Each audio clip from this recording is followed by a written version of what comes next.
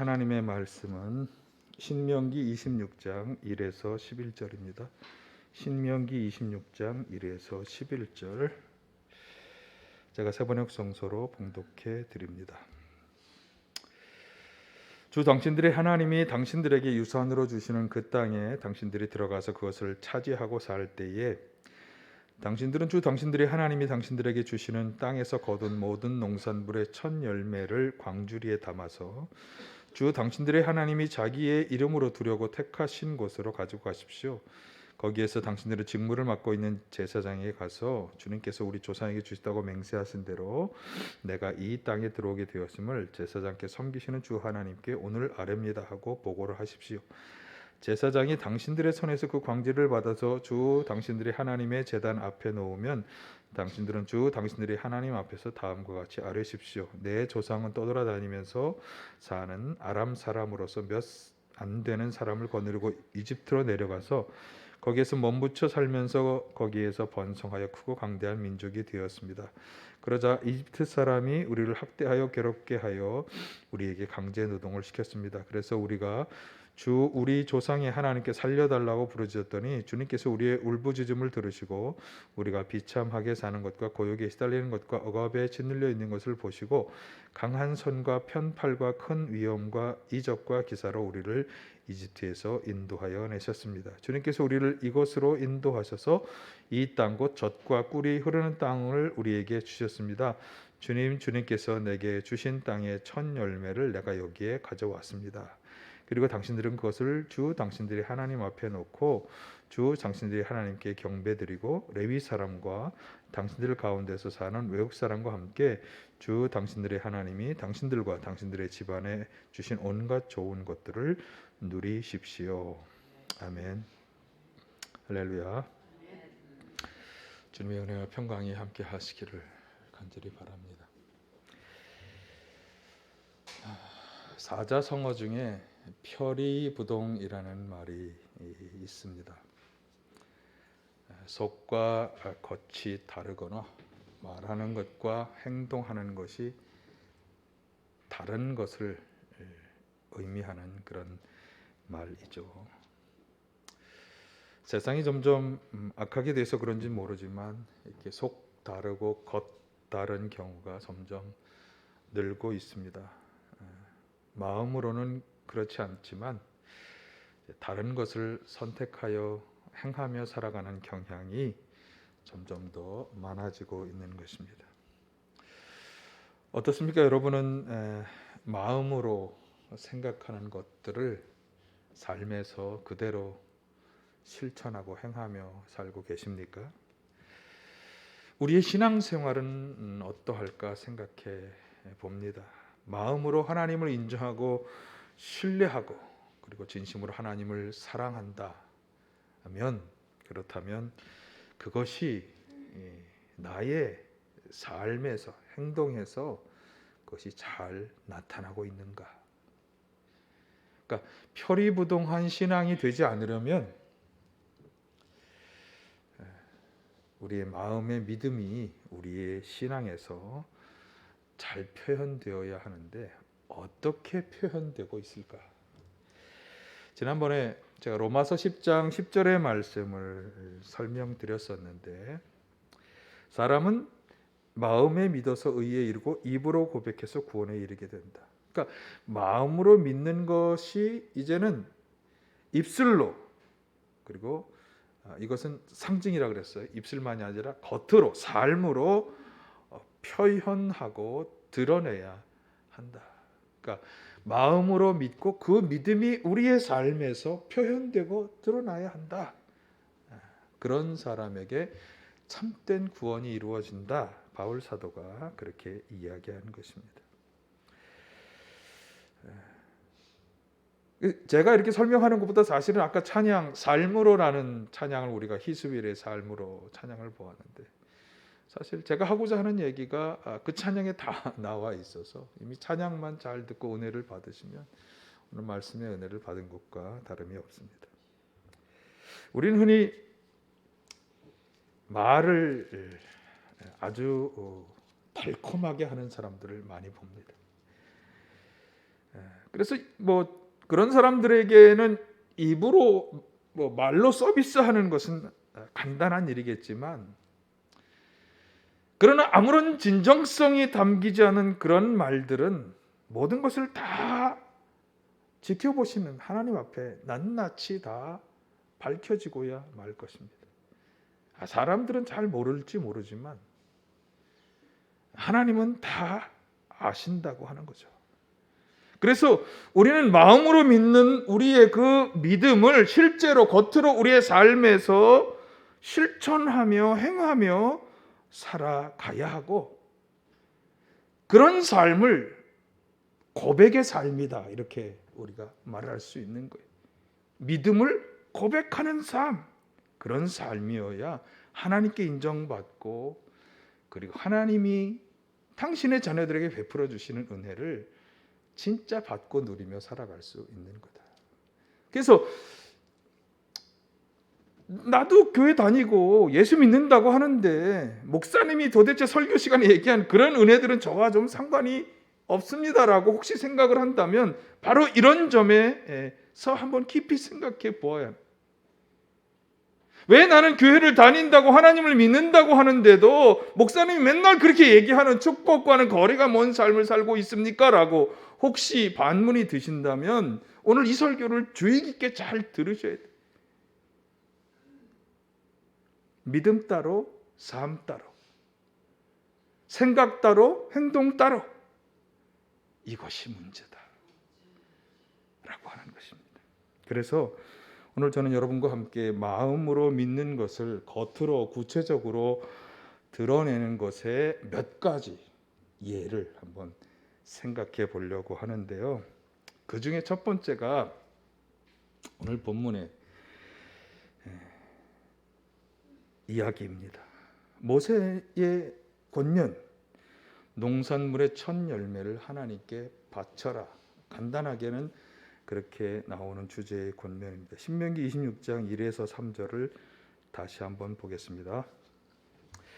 주 당신들의 하나님이 당신들에게 유산으로 주시는 그 땅에 당신들이 들어가서 그것을 차지하고 살 때, 주 당신들의 하나님이 당신들에게 주시는 땅에서 거둔 모든 농산물의 첫 열매를 광주리에 담아서 주 당신들의 하나님이 자기의 이름으로 두려고 택하신 곳으로 가지고 가십시오. 거기에서 당신들은 직무를 맡고 있는 제사장에 가서 주님께서 우리 조상에게 주시겠다고 맹세하신 대로 내가 이 땅에 들어오게 되었음을 제사장께서 섬기시는 주 하나님께 오늘 아뢰옵니다 하고 보고를 하십시오. 뭐 따온 것이기 때문에 전체적으로 나오지 않지만 그 다음에 보면 그것을 제사장이 하나님께 바치도록 하라는 말씀이 나오죠. 그러니까 이스라엘 백성들이 원래 살던 곳에서 조상 아브라함이 떠나왔고, 그리고 그 후손들에 살다가 이집트에 이제 가서 살게 되다가 거기서 참 많은 자손을 낳고 번성하며 살게 되는데, 그런데 다시 그 땅에서 이집트 사람들이 이스라엘 백성들을 학대하는 일이 벌어졌기 때문에 하나님이 원래 그 백성에게 주시고자 하는 땅으로 그들을 이끌어낸 분이 모세이죠. 그리고 지금 모세가 지금 이 말씀을 하는 거예요, 백성들에게. 하나님이 우리에게 유산으로 주신다고 하는 땅에, 이제 애굽을 벗어나서 다시 그 땅, 뭐 한마디로 말하면 가나안 땅이죠. 그 가나안 땅에 가서 들어가 살 때 거기서 거둔 모든 농산물의 첫 열매를 광주리에 담아 제사장을 통해 하나님께 바치라. 간단히는 그런 말씀이에요. 자, 그런데 이 본문에서 우리는 어떤 제사와 예물에 대한 규정을 일단 볼 수 있습니다. 첫 열매를 드리는 규정이다 이렇게 말할 수 있는데, 그런데 사실은 그것보다 더 중요하게 우리가 보아야 하는 것은 왜 하나님께 그것을 드리라, 바치라고 하느냐라고 하는 본질적인 이유. 아니, 하나님은 인간과 똑같이 먹고 마시고 하시는 그런 분은 아니잖아요. 하나님은 하늘의 하나님이시니까. 우리가 소중히 여기는 어떤 금, 은, 동이나 무슨 아주 귀한 곡식들, 맛있는 음식들, 이런 것이 하나님께도 그렇게 귀하고 맛있는 것은 전혀 아닐 것이. 근데 왜 그것을 바치라고 하시는가? 그 본질적인 이유, 그것이 중요한 것입니다. 그래서 5절에서 10절까지가 그 얘기를 쭉 하고 있는데, 자, 9절 10절을 한번 다시 보겠습니다. 주님께서 우리를 이곳으로 인도하셔서 이 땅 곧 젖과 꿀이 흐르는 땅을 우리에게 주셨습니다. 주님께서 우리에게 주신 땅의 첫 열매를 내가 여기에 가져왔습니다. 자, 첫 열매를 가져와서 드립니다라고 마지막 부분에 말씀하신 것에 그 앞에 있는 설명. 사실 이 설명은 제가 생략했지만 5절부터 쭉 나오는 설명들의 어떤 핵심이에요. 그러니까 이스라엘 조상들을 이집트에서 하나님이 구원해 주셨는데, 거기 보면 강한 손과 팔로 그리고 큰 위엄과 기적과 이사로 이 젖과 꿀이 흐르는 가나안 땅으로 인도해 주셨다. 그래서 이렇게 좋은 열매를 얻게 되었다. 이런 하나님이 하신 일들을 인정하고 감사하는 표현으로 첫 열매를 드리라라는 그런 설명의 말씀이에요. 다시 말해서 이건요, 첫 열매를 드리는 것으로 하나님을 인정하고 하나님께 감사한다는 그 하나님에 대한 마음, 그 마음을 표현하라라고 하는 그런 말씀이 되겠습니다.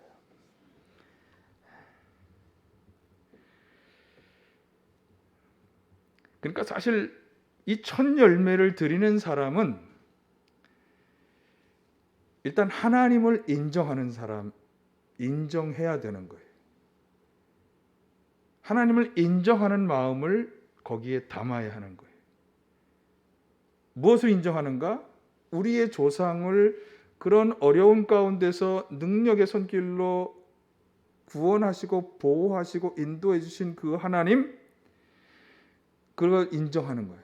두 번째는 그 하나님이 이제 나의 삶도, 지금 우리가 거둔 이 소출, 이것도 하나님의 그런 보호와 인도와 축복 속에서 이루어진 것이다. 나의 삶도 그런 하나님의 축복, 하나님의 주관 속에 있다라고 하는 것을 믿고 인정하면서, 그리고 그 축복이 계속 이어지기를, 그렇게 계속 돌보아 주기를 바라는 그런 믿음의 마음으로 첫 열매를 드리는 것입니다. 사실 이 신명기, 저희가 26장을 보았습니다만 신명기 전체적으로 보면 하나님은 크게 하나님의 백성들에게 두 가지를 요구하세요. 첫째는 그들이 하나님의 백성이라는 것을 계속 잊지 않고 기억하며 살아가도록 하기 위해서 주신 것인데, 그게 절기라는 것입니다. 그러니까 절기를 마련해서 그것을 지키면서 항상 하나님을 기억하고, 특별히 하나님의 구원의 역사를 꼭 기억하도록, 그래서 자신들이 하나님의 백성이라는 것을 꼭 알도록 하시는 그런 것을 요구하셨고, 두 번째는 하나님의 백성으로서 백성답게 살아가도록 주신 게 있어요. 그게 뭐냐면 율법이죠. 율법을 지켜서, 율법을 주셔서 그 율법에 순종하며 살아가도록, 율법을 지키면서 하나님께 순종하는 하나님의 백성답게 살아가도록 그렇게 요구해 주셨어요. 그런데 그 중에서 이 신명기 오늘 이 본문의 말씀은 이 제사와 제물에 관한 이야기 중에 한 본문인 거예요. 절기에 관해서 여러 가지 얘기가 나오지만 그 중에서 한 본문. 그래서 오늘날로 말씀을 드리면, 여러분이 지금 참석해서 드리는 이 예배, 이것이 제사이고, 그리고 여러분이 드리는 헌금이 이 제물, 예물에 관한 그런 말씀이 되겠죠. 그래서 이스라엘 백성들에게 첫 열매를 드리라라고 하는 것은 그런 여러 가지 절기 중에 하나의 예를 설명을 드린 거예요. 근데 그것을 그럼 왜 드리라고 하는 것이냐? 이것은 바로 오늘 우리가 왜 예배를 드리고 왜 헌금을 드리는가 하는 중요한 의미를 말씀해 주기 때문에 우리가 생각해 보는 거예요. 그래서 거기에는 왜 첫 열매를 드리라고 하시느냐? 하나님을 인정하고 하나님께 감사하는 마음을 하나님께 드리라라고 하는 요구다라고 하는 말씀을 드렸어요. 그래서 우리가 드리는 이 예배, 이 헌금에는 어떤 의미가 있는 거냐? 우리의 마음을 담아 드리는 것입니다. 그래서 예배에 와서 앉아 있으면서도 계속 내가 이번 주에 이런 중요한 일이 있는데 딴 생각을 하고 이렇게 한다면 그 예배는 마음이 담긴 예배가 되지 못하는 거예요. 헌금을 드릴 때도 돈이 없는데 이거라도 드려야지, 이런 마음보다는 이 헌금이 여러분의 감사의 마음, 하나님을 인정하고 그분께 감사하는 마음이 담겨져야 한다. 그분이 나를 구원하셨고 그분이 지금 내 삶을 인도하고 계시다라고 하는 믿음의 고백이 우리가 드리는 이 예배와 이 헌금에 담겨져야 한다. 그것을 이 첫 열매를 드리라는 규정에서 우리가 먼저 생각해야 하고 그것이 중요한 것입니다. 물론 저는 저희 아버님에게 배웠고 저희 자녀들에게 첫 열매 드리는 것에 대해 중요성을 항상 강조해서, 그래서 어떤 직장을 가지든 무슨 일을 하든 처음에 내가 받은 첫 소득은 다 하나님께 드리자. 그래서 처음 직장 가졌을 때 첫 번째 월급을 다 하나님께 드리는 것이 저희 집안에는 어떤 일종의 전통처럼 이렇게 내려오고 있고, 저도 이렇게 몇 차례 교회를 옮기면서도 항상 첫 번째 예물, 첫 번째 월급은 다 하나님께 드리는.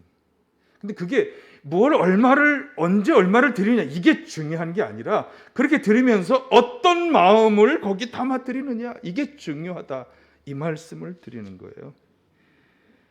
동일한 맥락의 말씀을 예수님께서 말씀하신 산상설교에서도 발견할 수 있는데, 마태복음 6장 19절 이하에 보면 예수님께서 땅에 쌓는 보물, 즉 물질의 허망함을 말씀하실 때 보물을 그래서 땅에 쌓아두지 말고 하늘에 쌓아두라 이렇게 권면하는 말씀이 나옵니다. 자, 마태복음 6장 19, 21절인데 너희는 자기를 위하여 보물을 땅에다 쌓아두지 말아라. 땅에서는 좀이 먹고 녹이 슬어서 망가지며 도둑이 뚫고 들어와서 훔쳐간다. 그러므로 너희를 위하여 보물을 하늘에 쌓아두라. 거기에는 좀이 먹고 녹이 슬어서 망가지는 일이 없고 도둑들이 뚫고 들어와서 훔쳐가지도 못하는 너희 보물이 있는 곳에 너희의 마음도 있을 것이다. 자, 이 물은 신중히 잘 생각해 봐야 돼요. 우리의 마음은 보물이 있는 곳에 있다. 그만큼 이제 우리가 물질을 중시하며 살아간다는 말씀이겠죠. 그래서 그것을 땅에 쌓아두지 말고 하늘에 쌓으라. 하늘에 쌓으라는 게 뭐냐?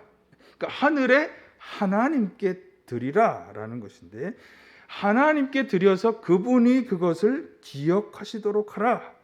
그러니까 이 땅에 쌓는 것들은 다 사라져 버리지만 하나님께 드린 것은 그분의 기억하신 것이 되기 때문에 그분께 쌓아둔 것이 된다는 그런 말이 되겠죠.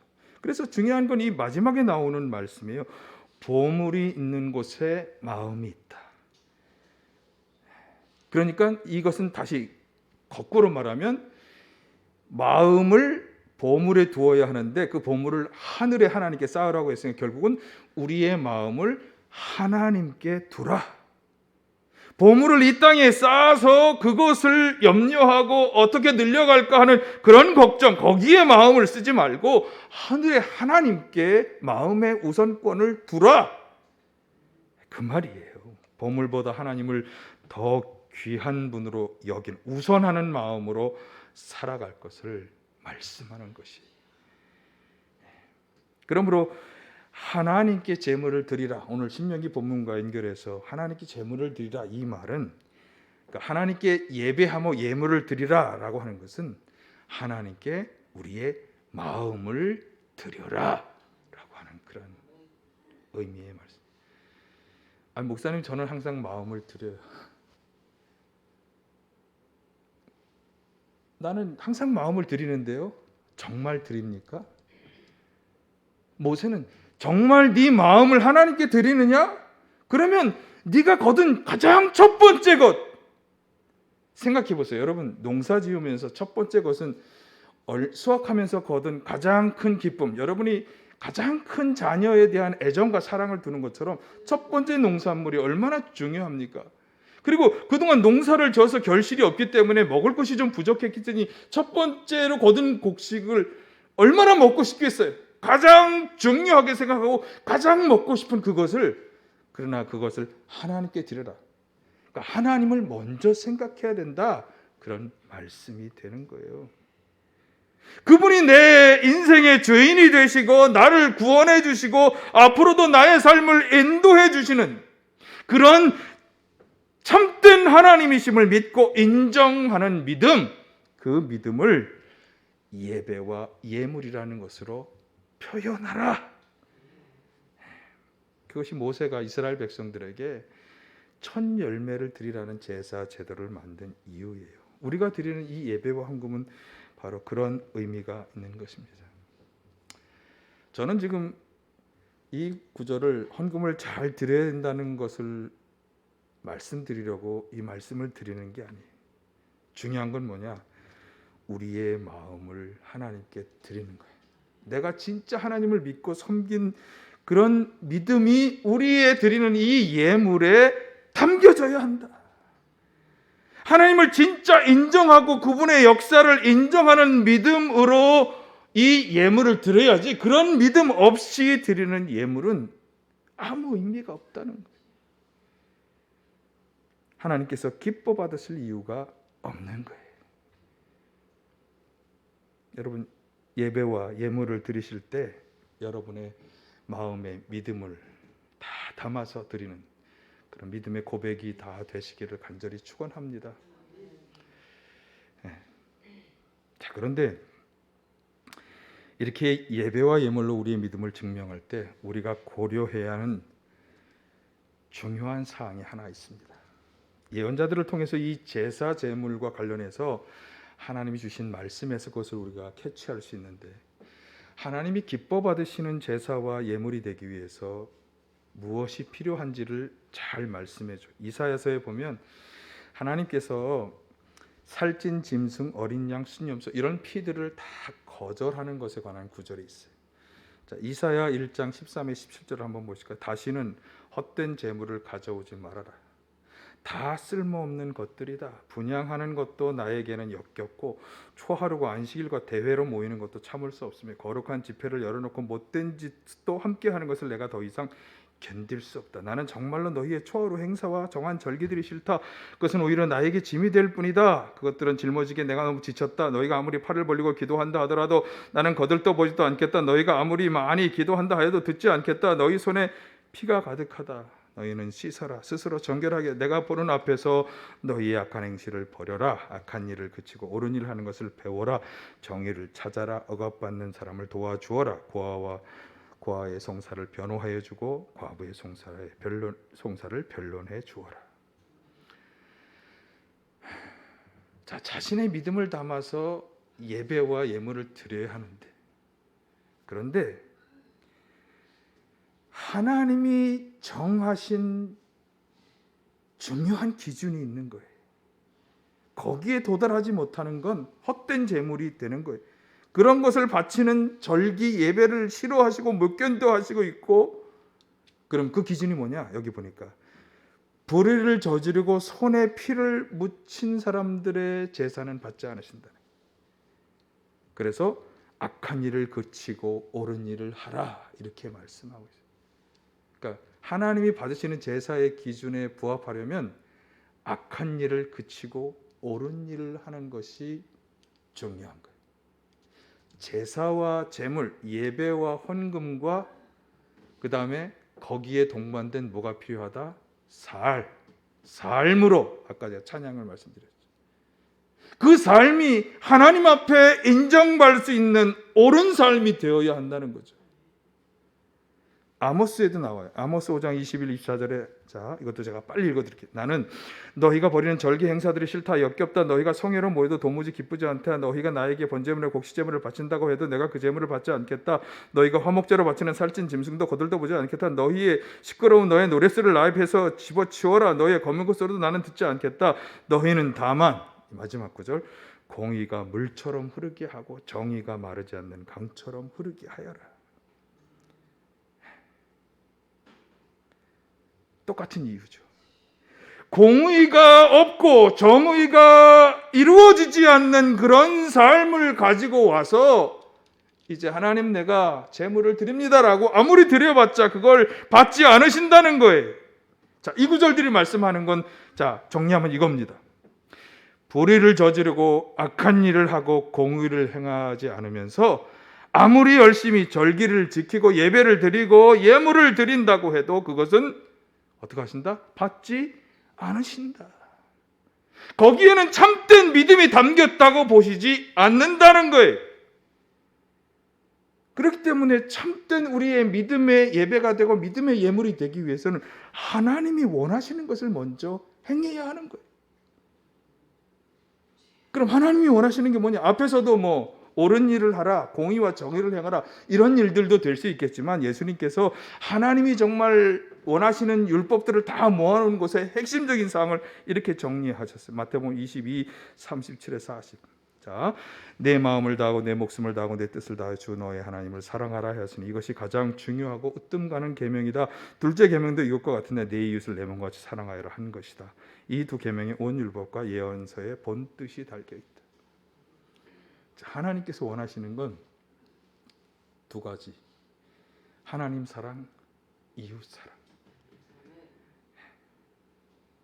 그래서 아무리 열심히 제사를 드리고 제물을 바쳐도 이 진심으로 이 사랑들이 동반되지 않으면, 그러니까 하나님 사랑이라고 하는 것은 우리의 믿음일 것이, 그분을 절대적으로 믿고 신뢰하며 사랑하는 마음에다가 이웃 사랑을 함께 동반하지 않으면 그 제사와 제물은 기뻐하지도 받지도 않으신다. 왜 이웃 사랑을 이렇게 중요하게 생각하시느냐? 뭐 이건 제가 여러 번 말씀드린 바 있는데 마태복음 25장에서 하나님 마지막 심판 때에서 말씀하잖아요. 그렇게 지극히 작은 자 하나에게 한 것이 곧 내게 한 것이다. 우리의 이웃들에게 행한 것을 하나님은 하나님 자신에게 행한 것으로 받아들이시는 분이기 때문에 내가 아무리 하나님을 사랑한다고 하면서 믿음을 다 가졌다고 한다고 하면서도 우리의 사랑이 거기에 동반되지 않으면 그건 가짜라고 보신다는 거예요. 가짜 믿음, 가짜 신앙, 가짜 예배, 가짜 예물.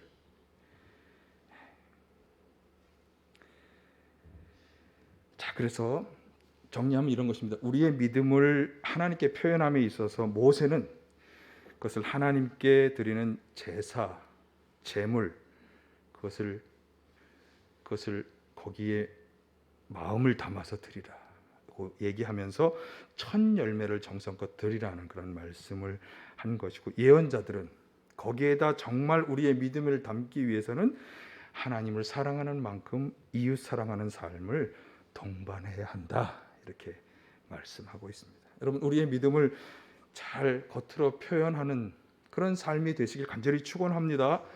이런 믿음의 예배와 예물을 드리실 수 있길 바라고, 또 거기에 하나님을 사랑한 것만큼 이웃을 사랑하고 공의와 정의를 행하시길 간절히 바랍니다. 사람이 이웃 사랑에는 공의와 정의가 포함되는 건 너무나 당연해요. 그냥 단순히 불쌍한 사람을 도와주는 것이 아니라 이 사회 속에 정의를 행하고 공의가 이루어지는 게, 이게 정말 이웃을 사랑하는 것에 당연히 포함이 되는 것입니다. 자, 뭐 시간이 좀 갔습니다. 마지막으로 중요한 것 한 가지를 추가해야 합니다. 하나님의 소원과 예수님의 마지막 명령과 관련된 것인데, 한번 잘 읽어보세요. 하나님이 정말 이것을 원하시는데 내가 그것을 행하지 않아. 그러면 나는 정말 하나님을 믿는 것인가? 퀘스천 마크. 예수님이 정말 이것을 마지막 명령이라고 우리에게 주셨는데, 그런데 내가 그 명령을 지키지 않는다? 그러면서 나는 예수님을 믿고 사랑한다고 말할 수 있을까? 그렇지 않다는 거예요. 넘기세요. 그 다음 거. 예. 정말 원하시고 정말 마지막 명령이라고 하는 그것을 그분을 사랑하고 믿는다고 하는 성도가 여기에 순종하지 않으면 진정한 믿음이라고 말할 수 없다. 그러니까 우리가 정말 그분 하나님을 사랑하고 예수님을 믿고 사랑한다고 우리가 생각한다면, 그렇다면 이것도 당연히 행해야만 그것이 우리의 믿음을 증명하는 일이 될 것이다. 자, 이사야 예언자에게 하신 말씀 중에 이런 말씀이세요. 하나님께서 44장 6b의 8절에 나는 시작이요 마감이다. 나밖에 다른 신은 없다. 누가 너처럼 선언할 수 있으면 미래를 예고할 수 있느냐? 나를 누구와 견줄 수 있느냐? 만일 있다면 내가 옛날 사람들에게 미래를 예고했듯이 그들에게 다가올 일들을 미리 말하보여라 하여라. 너희는 떨지 마라, 겁내지 말라. 내가 예전부터 너희에게 이미 예고하여 주지 않은 나는 예고하였고 너희는 이것을 증언할 나의 증인들이다. 나밖에 다른 신이 또 있느냐? 나밖에 다른 반석은 없다. 내가 전혀 아는 바가 없다. 하나님은 자신만이 참신이라고 하시면서 여기 너희는 그것을 알리고 전하는 증인이 되어야 한다 말씀하셨어요. 자, 예수님께서 마지막으로 남기신 예언적 명령의 말씀 우리가 너무나 잘 아는 구절. 사도행전 1장 8절 너희는 너희에게 성령이 내리시면 너희는 능력을 받고 예루살렘과 온 유다와 사마리아에서 그리고 마침내 땅 끝까지 내 증인이 될 것이다. 예. 그분의 마지막 명령은요, 예언적 명령이에요. 내 증인이 앞으로 되어야 한다. 되어야 한다. 자, 이렇게 증인되어야 한다고 하나님도 예수님도 가장 원하고 또 명령으로 말씀하셨는데 우리는 어떻게 믿음으로 응답할 수 있을까? 당연히 증언자로 살아야 되겠죠. 증언자로. 여러분 2022 영혼 구원, 이것이 바로 그 기회가 되시기를 간절히 바랍니다. 우리의 믿음은 마음에 머물지 말고 겉으로 표현되어야 한다. 모세와 구약의 예언자들은 이웃 사랑이라고 하는 삶이 동반되는 제사와 예물을 드리는 것으로 증명하라 이렇게 말씀하신 것이고, 특별히 첫 열매 드리는 것으로 믿음을 증명하라 이렇게 말씀하신 것이에요. 그리고 하나님과 예수께서는 직접적으로 자신의 증인이 되라 이렇게 말씀하셨어요. 그러므로 우리의 믿음을 우리가 어떻게 우리의 삶에서 겉으로 표현하고 나타나고 증명할 수 있을 것이냐? 하나님을 사랑하고 예수님을 사랑하는 우리의 믿음을 어떻게? 예물, 예배와 예물로, 그리고 이웃 사랑으로 우리는 나타내고 증명할 수 있다. 그리고 하나님께서만이 참신이시고 예수님을 통해서 우리를 구원하셨다고 하는 이 복음을 우리가 증언하는 증인으로 살아감으로 그렇게 증명할 수 있다. 꼭 기억하시길 바라고, 참된 믿음의 사람, 참된 믿음의 신앙인들이 참 찾아보기 힘든 이때, 또 코로나로 인해서 정말 점점 더 그렇게 되어가는 것 같습니다. 우리의 믿음을 기꺼이 우리의 삶 속에서 표현하고 드러내는 참 믿음의 성도들이 다 되시기를 간절히 축원합니다.